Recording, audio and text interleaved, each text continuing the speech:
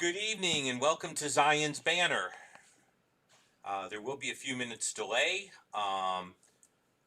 If anybody knows anything about Restream, it will restream the comments from Facebook, but it will not restream both sets of comments at the same time, which it's supposed to do. So I'm still working that part out, but I can slip between sets of comments, and there is someone on YouTube watching, so I can demonstrate how this is going to work tonight. Now, I have been working on the idea of Zoom so that we can meet together and you can ask your questions or make your comments live and in charge. But let me show you just quickly here. Okay. Um, that is Restream. So you can see the Facebook folks joining us. And then the normal chat is available also. And so eventually what Restream's supposed to do is bring both communities together. But we're still working on that. So we're continuing our adventures in Matthew through Jewish eyes, at least through these Jewish eyes. That includes our Nosh of Hebrew.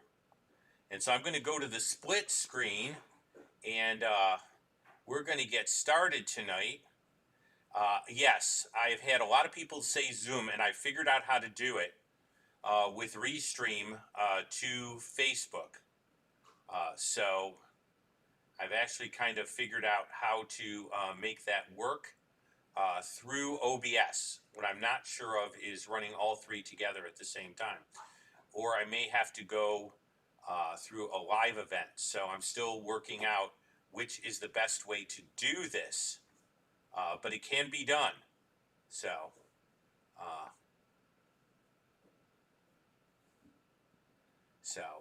that's probably the next step, just because you guys could actually come on. We could have a little discussion afterwards, or you yourself could go ahead and reiterate a question, and I could just bring you on. I'll put the Zoom clip up, and then I just ask that you turn off your camera and mute yourself until we get going. But that is for the future. We're constantly trying to make this better. So you should see the neat background here. I love animated backgrounds. I'm going to let you know that I just like the graphics here, and this one was absolutely perfect for what we're doing. So we're going to be in, if you are interested, turn there. We are going to be in Matthew. We are in Matthew at the beginning of chapter 15. Now, I usually deal with these in pericopes. Linda, who is on Facebook watching us, was there when I used to preach, and I actually started this series at Tree of Life, and I've just decided to continue it. I've just picked up where I kind of left off, and we're going to get started past our beginning, but I just kind of wanted that to go ahead and show. And now we're just going to move through. We're going to start with our Nosh of Hebrew. Okay, and there it is. This was a suggestion from Steve. So again, hats off to Steve Randolph, who said, hey, I like this idea. And so again, I love to add and make things better. And I love taking the comments from the community. Now, again, we get visitors. I don't always take the comments from the visitors because sometimes they're not where we are. But I'm glad for them too because they're joining the conversation. It's just when someone goes ahead and attacks Isaiah 53, I'm not going to necessarily take their suggestion that I believe that, obviously. Let's keep moving along. Here's our Nosh of Hebrew. You should be able to see that fairly well. Yada is our Nosh of Hebrew. Now, why do I do this? I like to go ahead and take a Greek word from the passage, look at the Septuagint, and then see how that Hebrew term gets brought into the New Testament in relation to a word that's already there. In other words, I'm trying to link the Hebraic ideas in the passage, or ideas that might be Hebraic, to their Greek, because the New Testament was written in Greek, but that Greek was influenced by previous theology. Because remember that Jesus indeed did not come to his positions through a purely Greco-Roman mindset, but beyond that, the disciples were practicing Jews. So there is a lot of Jewish thought, but it gets expressed through Greek. And see, what God did through the Septuagint is he gave us a Rosetta Stone. Now, does that mean the Septuagint is perfect? Well, there are different texts. The Septuagint, I'm not going to go ahead and say doesn't have variants and things with it, but I am going to say it's a great Rosetta Stone. So epigenosko is the word we're dealing with here. And it's usually translated by the word yada. So when you see yada and its forms in the Septuagint, it's usually translated by epigenosko. So this gives us an opportunity to do our Nosh of Hebrew on the word yada. So let's talk about what yada means, okay? Yada is the word to know, and we're going to look at its range of meanings in a minute. I did not come to the fact that usually gnoskin or gnosko is yada. I have good scholarship. I'm going to try to fix it that way, and I'm going to go into my mic settings here. Let me know if it's better, okay? Because sometimes there'll be a shift, and the mic will go down a little bit when I change things. It's just a thing in the internet. But actually, Rudolf Bultmann, in his article, it was edited by Gerhard Kiel, Friedrich and Kiel. It's the Theological Dictionary of the New Testament. Points out the connection between these words. I don't want you to get the idea that just because I know a little Greek and I know a little Hebrew, that I'm necessarily going on my own scholarship. Okay, I get ideas from places. By the way, good scholars do. So that's kind of just to let you know. I always quote the sources. I was talking to my unsaved Jewish dad, and we were talking about scholarship, and I salted a little bit. Okay, I'm guilty of salting a little bit to kind of not get into a big gospel argument, but plant some thoughts. And we were talking about scholarship. And so I talked to him about the fact that, you know, I look for sources and I look at the sources used. Hey, shout out to Elizabeth, who is the moderator for, I believe, 5 different programs on YouTube or YouTube channels. So shout out there. I got a suggestion about Wonder Woman. Hang in there. I haven't clicked the magic buttons yet, but there is a way to do that. So I'm going to encourage Wonder Woman to stick around, and I think I can make that change. One question out there for folks before I get back to doing that: how many moderators are you allowed? Just a little quick question, so I don't violate any cool YouTube rules that I don't know about. So let's talk about yada. Yada is the word to know. It occurs 944 times. It's used in every stem. Now, let me explain what that means. Hebrew doesn't have separate verbs for everything. What it does is it takes a main idea and it will express that idea different ways. And the way it will do that is through the use of different binyan or stems. Now, my favorite illustration is what drove my Hebrew teacher crazy, okay? Brought us Hotzianu, okay? And it comes from the word,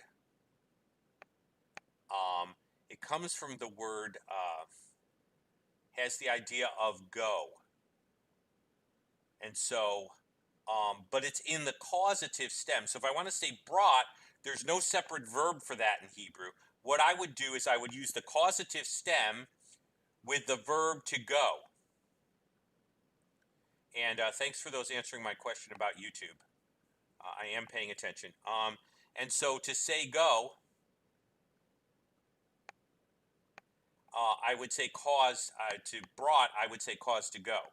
Brought us out of Egypt, caused us to go out of Egypt. And I was always doing that in Hebrew class.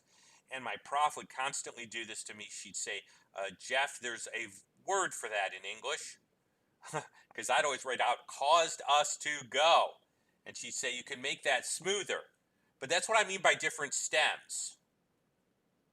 Okay? If I want to say went, as you know, passively, um, I'm trying to think of a passive way to say go.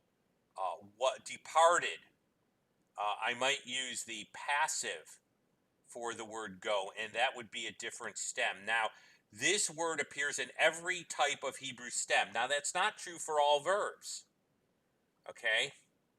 Its closest synonyms are to discern. Now, remember, we discussed bin as a Hebrew word at a previous Nosh of Hebrew, okay? Or nekar, to recognize. And it is actually found in several languages and in the Qumran materials. It can have the idea of to know intimately. Okay, like Isaac knew his wife. It doesn't mean he knew about his wife. And by the way, epigenosko doesn't mean you know just about something. It's an experiential knowledge when you see epigenosko, and yada can be used exactly the same way to indicate a personal knowledge.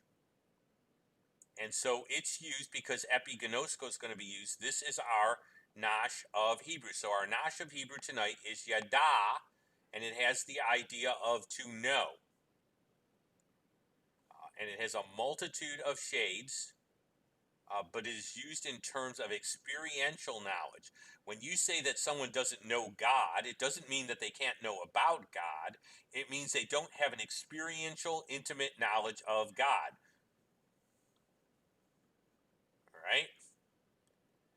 And so that is absolutely our, so there's your little Nosh of Hebrew. And I'm just going to throw out a shout out. Okay. Let's get into our passage. Okay.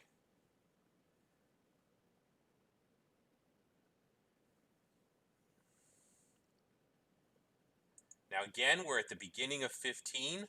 Do remember the end of 14. These are pericopes, but they're tied together. Remember the conclusion of the disciples after the boat incident. Remember, Jesus deliberately separates himself. He goes off to pray, to check in with headquarters, and to get some rest time. And while he's doing that, he sends the disciples on, and he joins them by walking on the water. We talked about Peter's faith and failure last week. At the very end, of course, Peter is saved. He ends up back in the boat, and they draw some conclusions. Okay? Their conclusion in 33 is that Jesus is indeed the Son of God. Now, I could take some time here to discuss that term, Son of God. For those who have spent time in Sunday school, when we talk about the Son of God, we usually think in terms of Jesus' divinity. When we talk about the Son of Man, usually we think in terms of Jesus' humanity. Actually, from the Hebrew thought idea, it's virtually the opposite. Okay? God promises in David's covenant that I will be a father to you and you will be a son to me.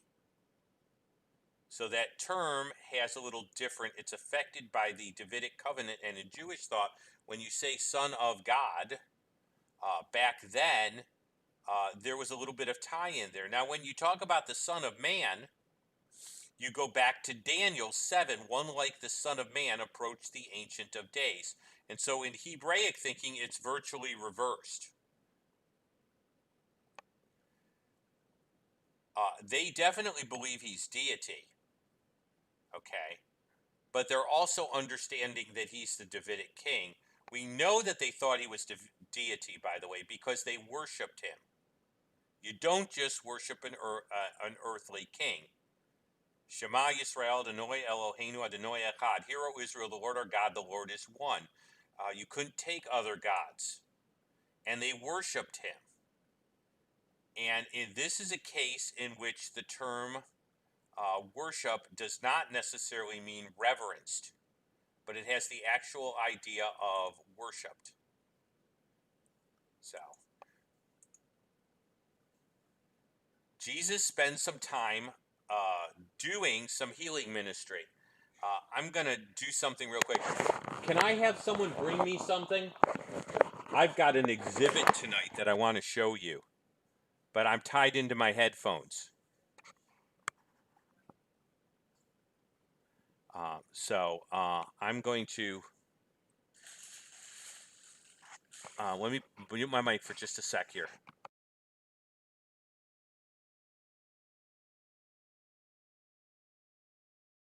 Sorry about the mute. Hopefully my sound's back up. I have something I want to show you tonight. And so it goes back to something. There we go. My daughter's grabbing it for me. I'm sorry about doing the sidebar, but when we get to this part, I want to show it to you. So, note the disciples had crossed the Galilee. Now they were on the other side. Remember, the text is going to go ahead and tell us that when they crossed over, they came to the land of Gennesaret. So I looked up the land of Gennesaret. Excellent question, Nate. I'm going to put that on the board right now. And I want to say an extra hi. We've got a visitor from the Philippines tonight. I am so excited. You know, I almost want to put a map with pins in it. This is really cool. So, Australia and the Philippines. And don't think I don't love my fellow Americans, but it's just kind of fun to think that I'm sitting here doing that. So, they were at the question on the board was, did all Jews believe the Son of Man to be the coming Messiah? Whoa, that's a toughie, because whenever you say the word all Jews, I keep thinking, 4 Jews, 5 opinions.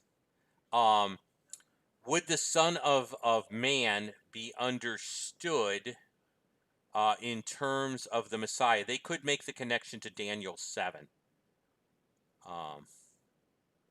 And I will say that there's enough evidence from intertestamental writings to believe that that idea was around. Whether it was universally fully accepted by every Jewish person, I can't tell you. But I could say it was a part of Jewish thought, and it was a settled part of Jewish thought.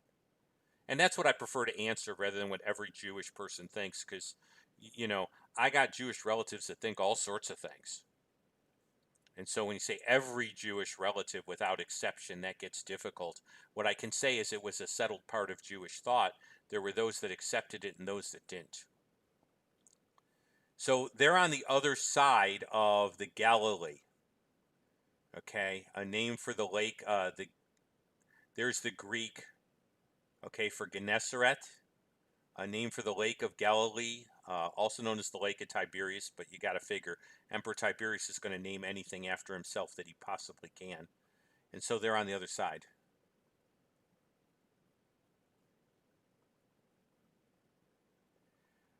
Son of Man is used by Ezekiel, which kind of has the idea of man, but not sort of. You know what I mean? Being not.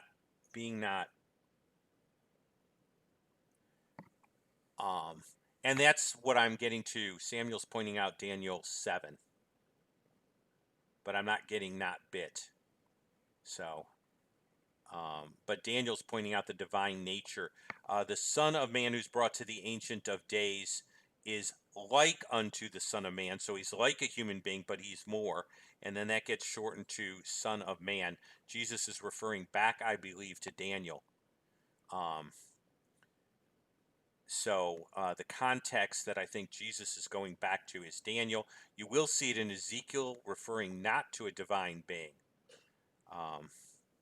And so it cannot refer to a divine being. Jesus is using it in terms of Daniel because in Daniel 7, it has messianic significance. And so when you use Son of Man in a messianic context, going back to Daniel, you have someone who's not merely human. So, okay.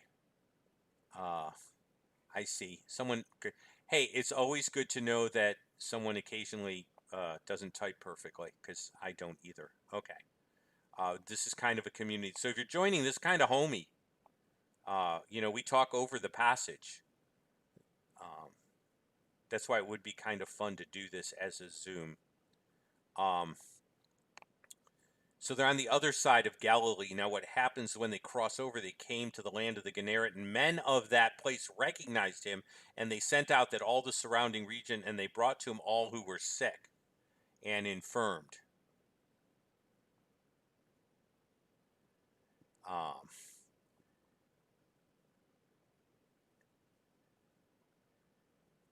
And so now all of a sudden, word's out, Jesus is in town. They start bringing their sick and infirmed.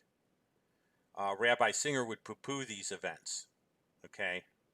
He would say, big deal, miracles, who cares? If a false prophet produces miracles, Deuteronomy says don't listen to him. This is like one of his key lines. I don't believe miracles. I took a little bit of time. He's ignoring two things. One, the prophets were verified by miracles. Check out Elijah and Elisha.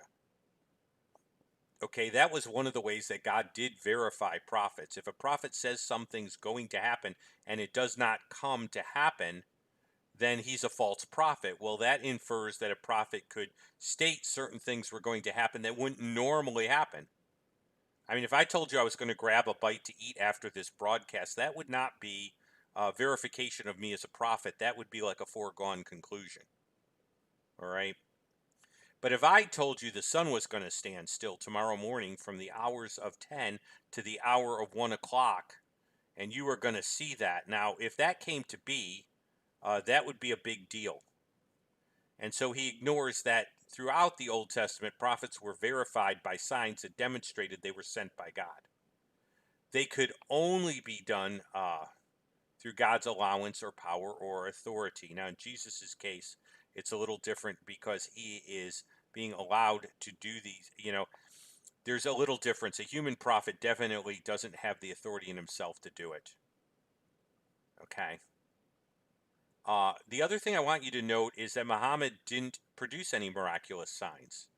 I mean, the only miraculous sign that Muslims say was produced in terms of Muhammad was the Quran, and I would actually say that big deal. When I look at the Quran, even try to read it, I think this is not a miracle. This is a mess. Muslims claim that Muhammad did make one prediction, but when you look at this prediction closely, it's not really predictive prophecy. So I'm just kind of pointing that out. If you're looking for differences between Muhammad and Jesus, Muhammad didn't do predictive prophecy. Jesus did do some. Remember, he predicts the fall of Jerusalem. He also did miracles. Muhammad didn't do any. Singer dismisses Jesus' miracles on the basis that it's inconsistent. His message is inconsistent with the Jewish scriptures.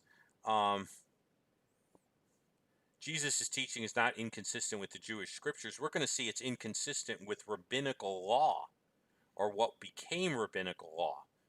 Okay, we're going to take a look at that. Now, we're not going to get through Jesus' response. We're going to point out where Jesus disagrees. Remember, the title of this was really, how does Jesus and the rabbis end up in contradiction?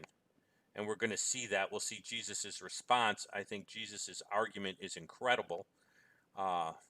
If the thing a prophet said will occur, it must indeed, occur for him. Jesus' predictions of the fall of Jerusalem 40 years later certainly verifies his prophetic office. Okay.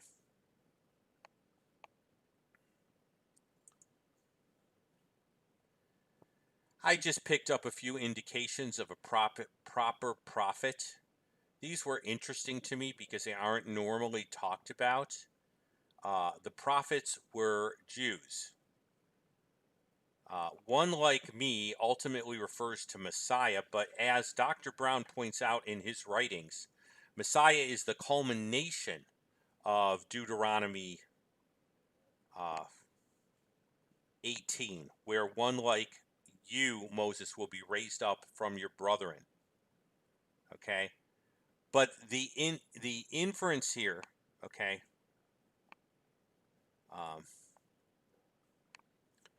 the indication, and this is pointed out by Dr. Brown, is that Messiah is the culmination, but that the Deuteronomy passage carries with it the idea that there'll be a chain of prophets. And I see that as being legitimate. If he is going to be one like Jesus, he's going to be a Jew. By the way, that's a great point. Muhammad wasn't Jewish. Okay? And so,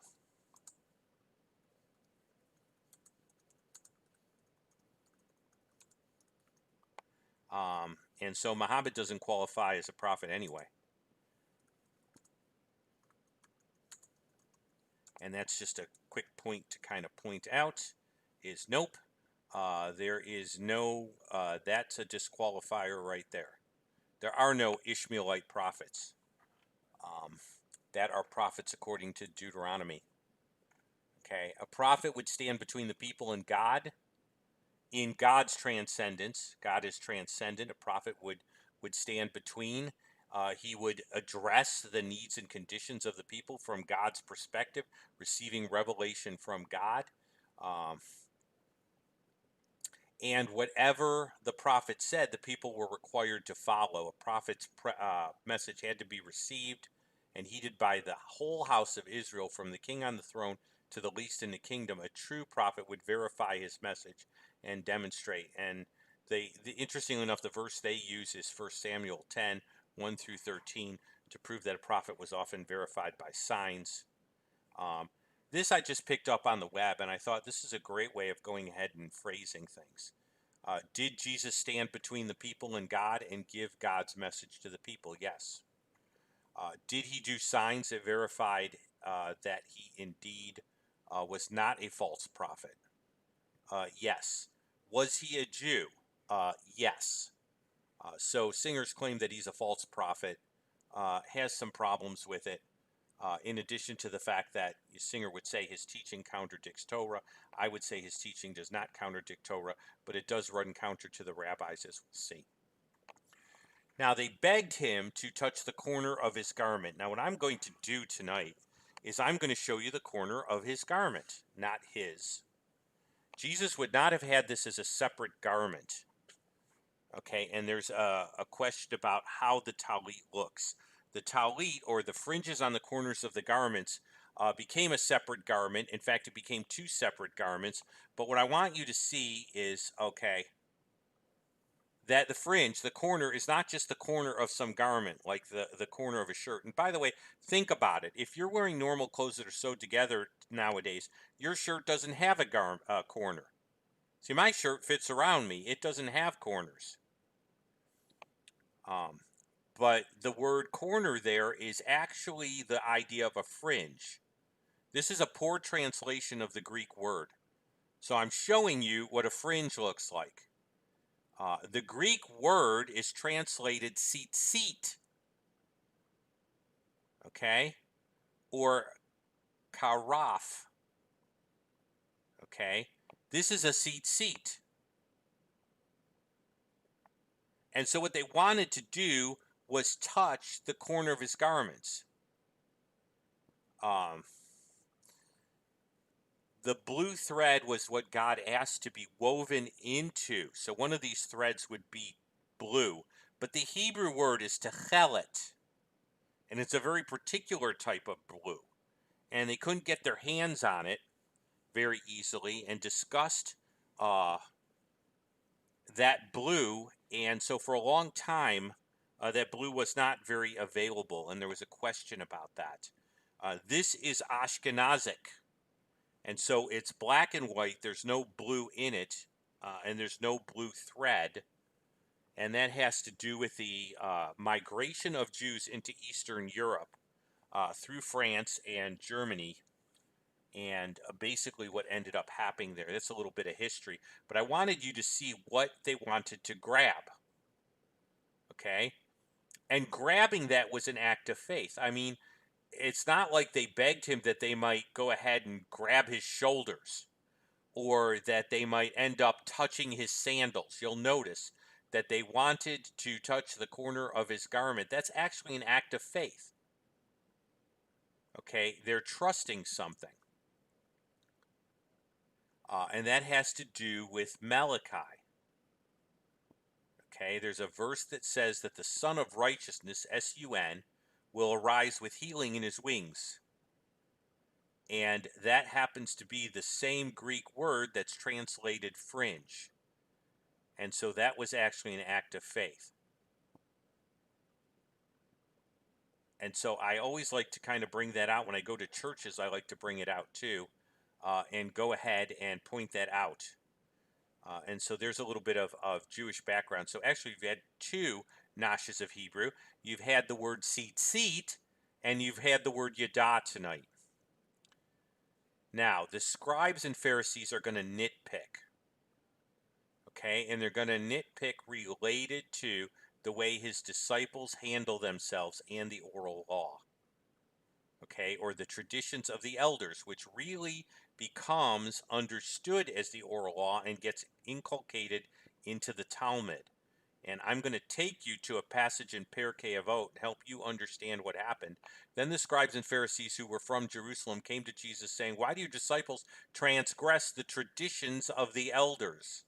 For they do not wash their hands when they eat bread." And he answered and said to them, "Why do you also transgress the commandment of God because of your tradition?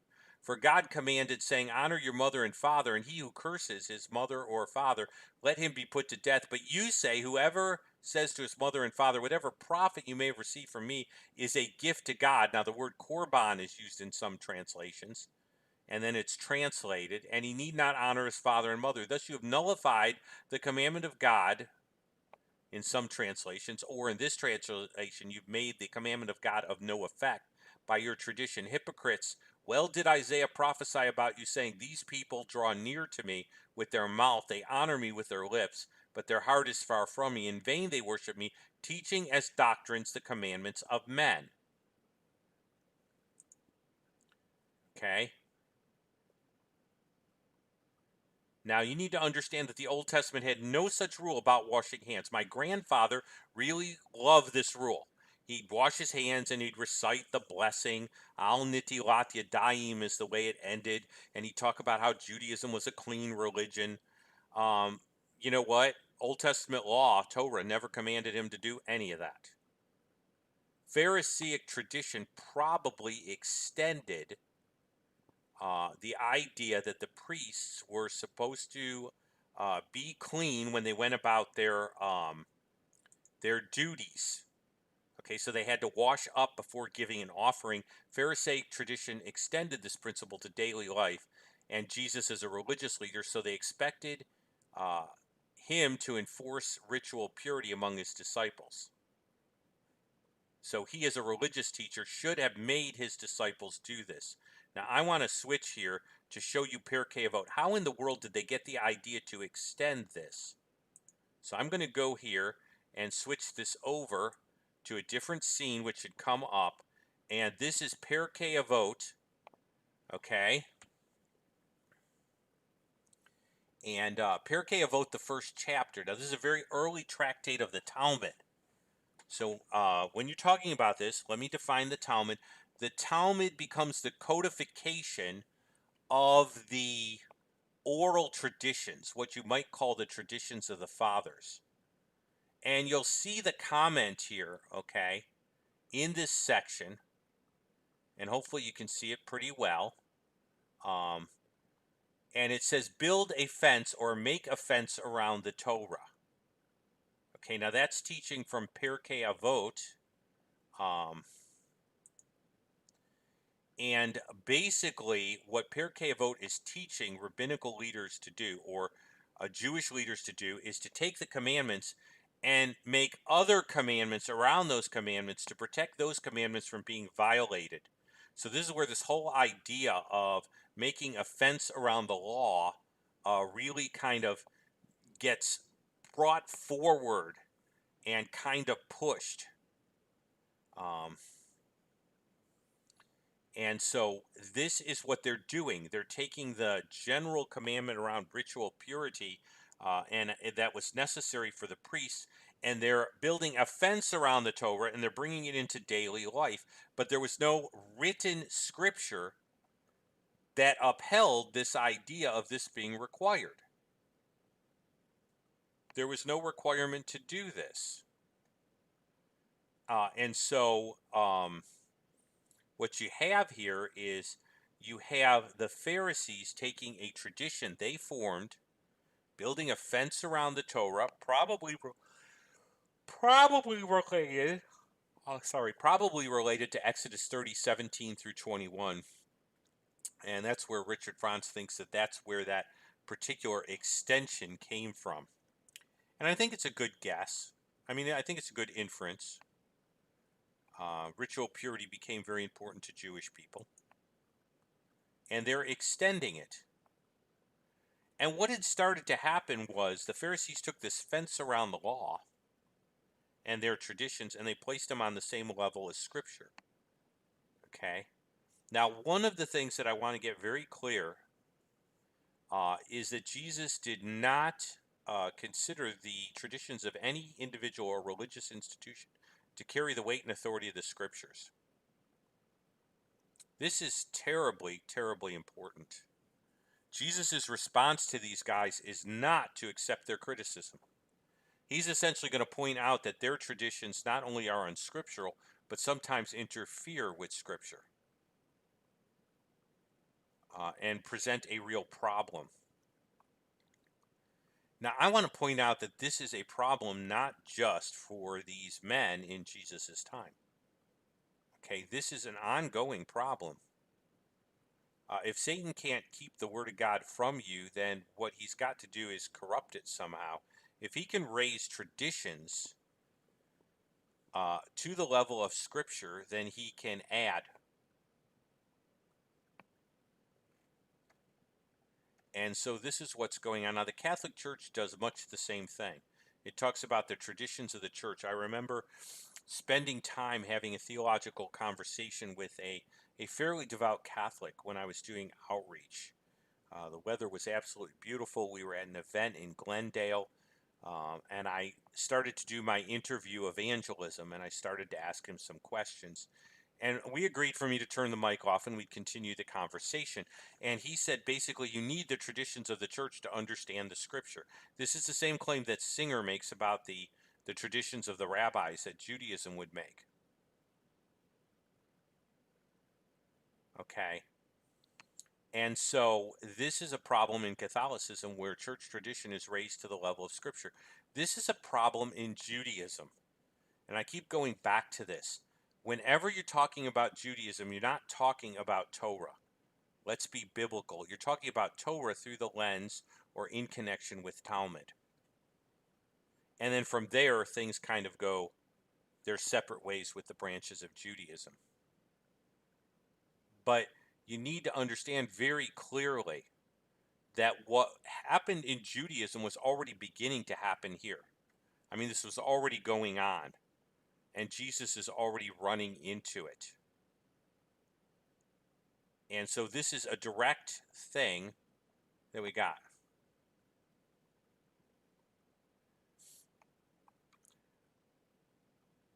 Great question. Is Perkei Avot, and I can quickly do this here. I can throw the chat up there just so you can see it. Is Perkei Avot like proto-Talmud? What actually is part of the Talmud? What you have with the Talmud is that not all of the material in the Talmud was created at the same time. You have hundreds of years. That's why the idea that oral law should have any sort of bearing has its problems. You have the Talmud compiled later from sayings that were previous. So some tractates or parts of Talmud are very early. Other parts of Talmud are late. Pirkei Avot, when I took rabbinical literature with Rabbi Akiva, is considered to be one of the earlier tractates. We know that because what we do is we trace the times that rabbis are named in given tractates and parts of tractates to when those rabbis lived. So if I start talking about tractates that mention Hillel and Shammai, and some of those guys who mention Yohanan ben Zakkai and his disciples, then we're talking earlier tractates. So proto-Talmud is difficult to say. What we do say is we say this is part of Talmud, but this tractate is an early tractate. This section has material that's very early. This section has material that's later. It's not like the Bible, although liberals would like to do that with the Bible. Okay. The tractate is a compilation of what the rabbis supposedly had received from Ezra through the Great Assembly, and we know that just there's no basis for it. Now, Pirkei Avot is one of the better Talmud tractates. There's a lot of just plain good stuff in Pirkei Avot. My professor used to say it was the best of Talmud. And there's some I like. I like Pirkei Avot 4:1. Who is wise? He who can learn from all men. I even know it in the original. I'm not going to try it tonight, but I can kind of recite it in the original. That's really good. Who is strong? He who can control himself. And by the way, verses of Bible are attached to this. You know, so you have the saying, who is strong? He who controls himself. And then there's a verse out of Proverbs. So there's some good wisdom, but Pirkei Avot is still tradition of men. It's them trying to make application of the scriptures. And I think build a fence around the Torah is a really, really, really bad application. Okay. In fact, when we go back to that, you're going to see that the passage says something very interesting here. Be deliberate in judging, educate many students. That, by the way, should be translated make many disciples. And make a fence around the Torah, Pirkei Avot 1b. These three sayings are addressed particularly to the activities of the scribes who first developed the oral Torah. They acted as judges and educated in interpreting the written and oral law. Now, the reason I bring that up is that tells you that they were very early on. Educate many students is make many disciples, and we're commanded to go make disciples. But we're commanded to make disciples of Yeshua and not of the rabbis. Be deliberate in judging. Okay, which means be very careful to judge slowly. Well, that's pretty good advice, and I don't have a problem with it. Build a fence around the Torah. Well, no thanks. By the way, if you can't lift a 10-pound weight, you can't lift a 50-pound weight. So building a fence around the Torah doesn't keep people from disobeying. It just goes ahead and makes life more difficult. And Jesus is going to address that later, too. So, okay. Now, who do they go to when his disciples don't wash the hands? Do they go to the disciples? No. You need to understand why they go to Jesus. They expected him to uphold this tradition. Why did they expect him to uphold it? Because a religious rabbi was accountable for the conduct of his students, or talmidim. The students of a rabbi were obligated to follow his instructions and imitate his life.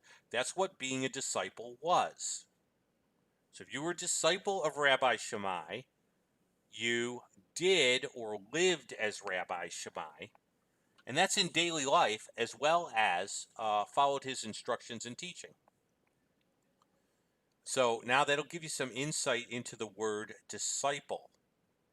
A disciple isn't just one who claims an intellectual belief about somebody, but a disciple is somebody who imitates the behavior of his teacher and holds to his teacher's instruction.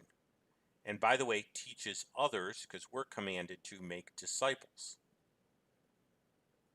And so this idea of discipleship really goes back to the Second Temple era. The Greeks had a similar concept with the academy and the students of like Socrates. But this was in Judaism too. Okay. Now, if you were a disciple of a given rabbi,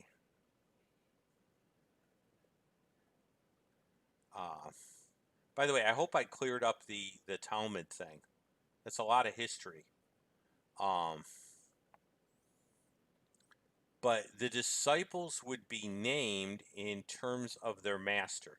Now you're getting a third Nosh of Hebrew. Talmid is disciple.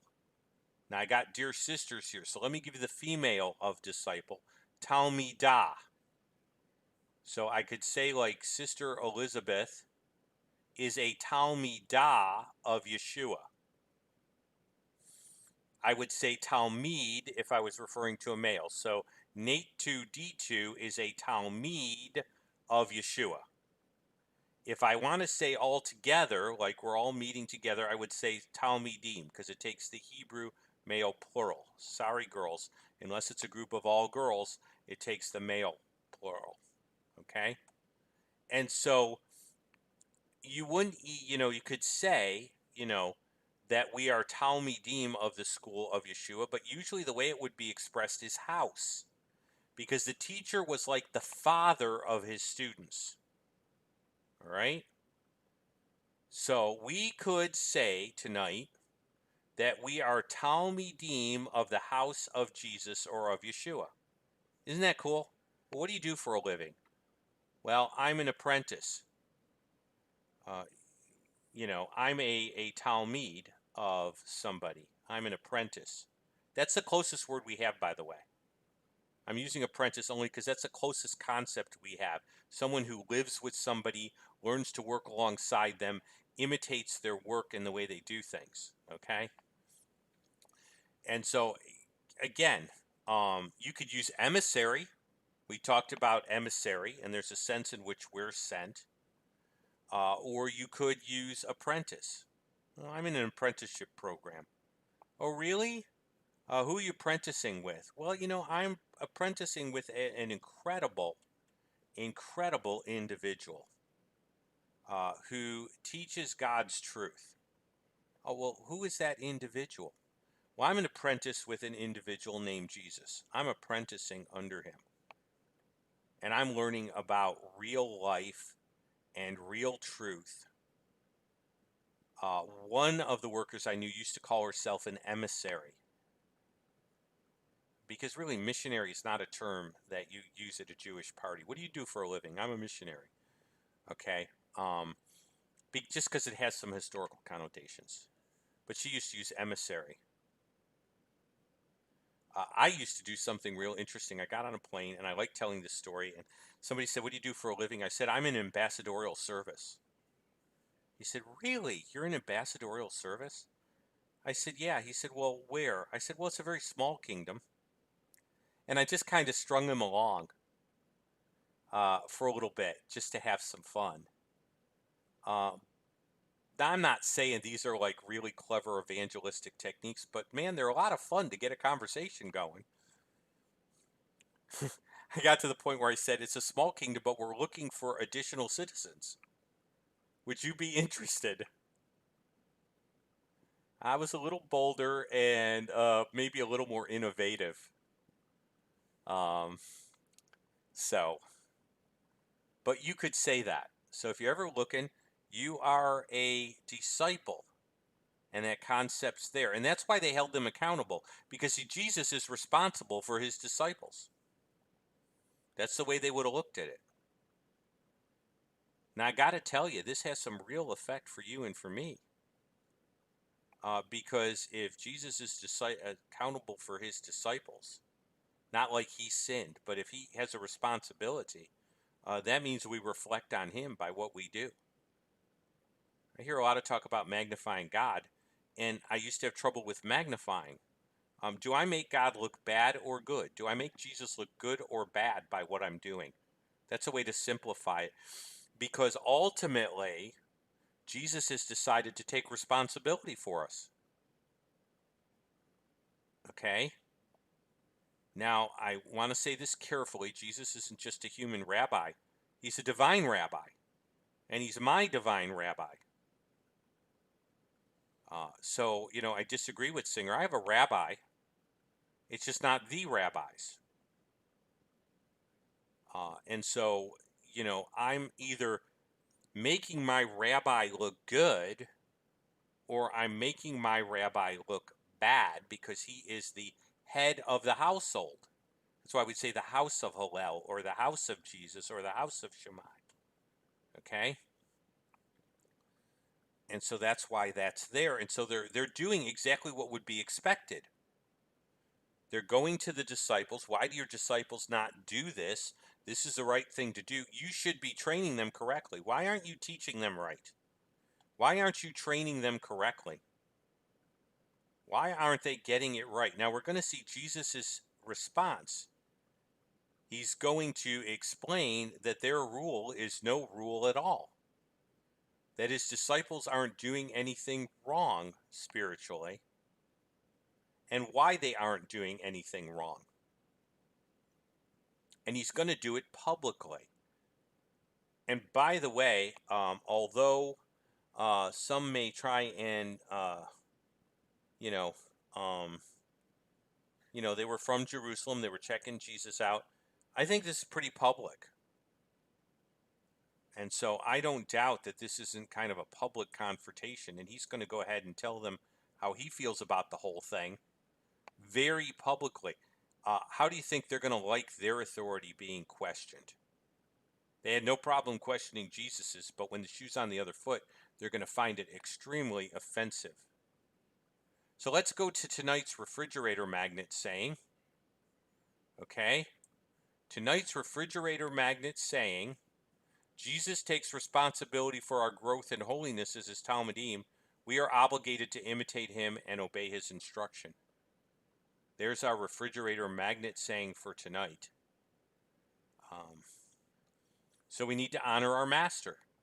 We need to honor our divine rabbi, our rabbi of rabbis, the one who is truly fit to have the title. And so that's our refrigerator magnet saying. Now, having said that, I'm going to just check and see if there's anything else here from the YouTube side. I really am looking forward to the day I can make it work on both, and I don't know why I can't.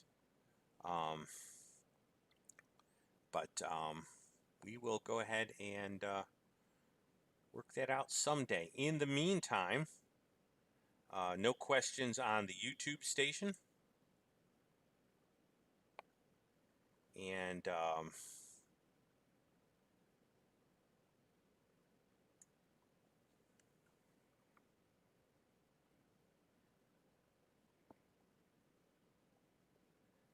okay, someone made a comment that I don't understand. I'm not against it. I just don't understand it. H-A-Z-Y. I think it's heavy. I think it's heavy. Okay. And that's okay. I just want to make sure that I understand the comment.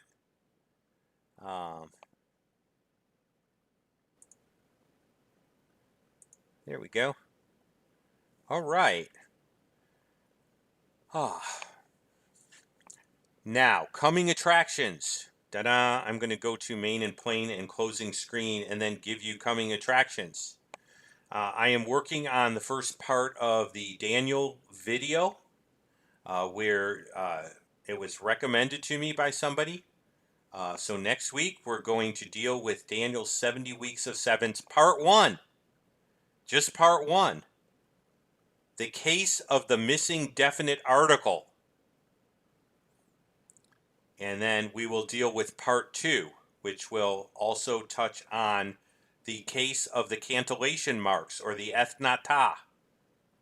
And we'll learn a little bit about that and what that means.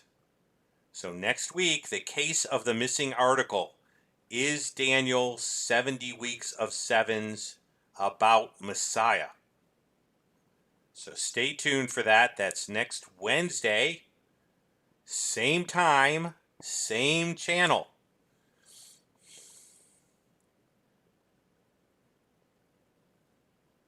So, excellent. I am thrilled. I am excited when you get something out of these.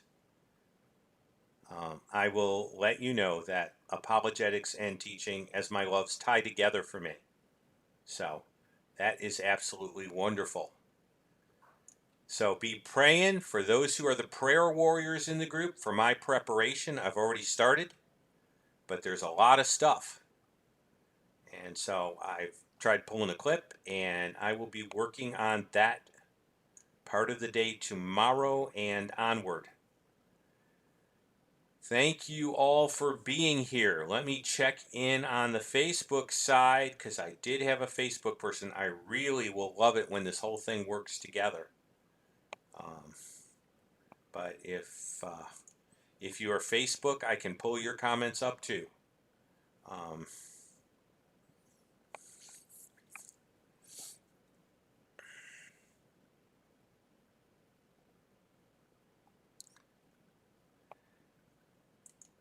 One of the thoughts was to do next Wednesday as an actual Zoom meeting.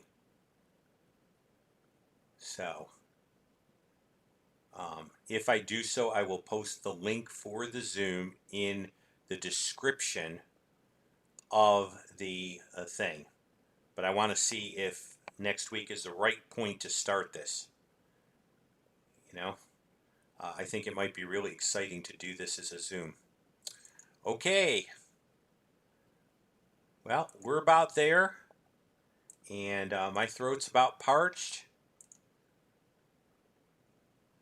And so I'm thrilled with everyone that was here. I'm going to say my Lila Tov. Remember, Tov is evening. It's a little after evening, but actually not here. We still got some sunlight. Evening's what divides the light from the dark. So we're about there. I'm going to be doing Erev. Lila Tov would be good night. Erev Tov, good evening. I'm going to do Erev Tov tonight. When we get more towards winter, it's going to be Lila Tov all the way, guys. Evening divides the light from the dark. Okay, so I'm in here, and I'm going to go.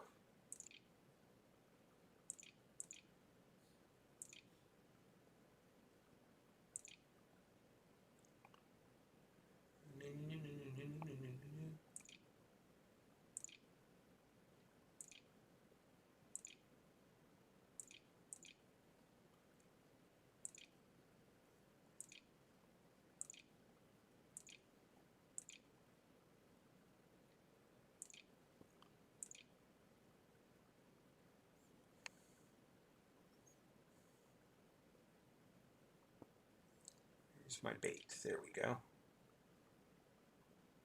Okay, there it is. Erev Tov.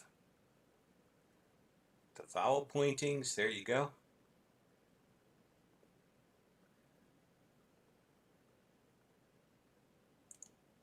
Okay, let's see what I can do. And if Warrior Woman's still here, I'll be glad to do that, or the next time, because I don't think you can do that if the person's not there. Wait a minute, I think I can do this. And Warrior Woman was the first one here, so there we go. Nope, that didn't work.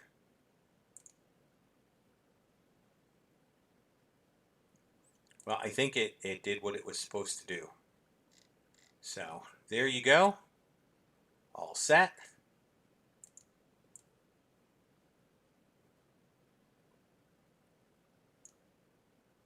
Oh no. Okay, well, I did it, but it isn't showing, so I will check on that. Okay, good. It worked. It's just the next time they log in.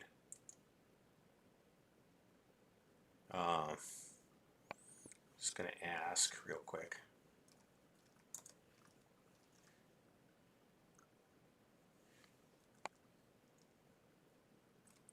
There you go. All set. So, Well, I said my Erev Tov, and so I am going to sign off for tonight and put God bless. And I'm going to change it from Hebrew to English, and that's why it's not working. There you go.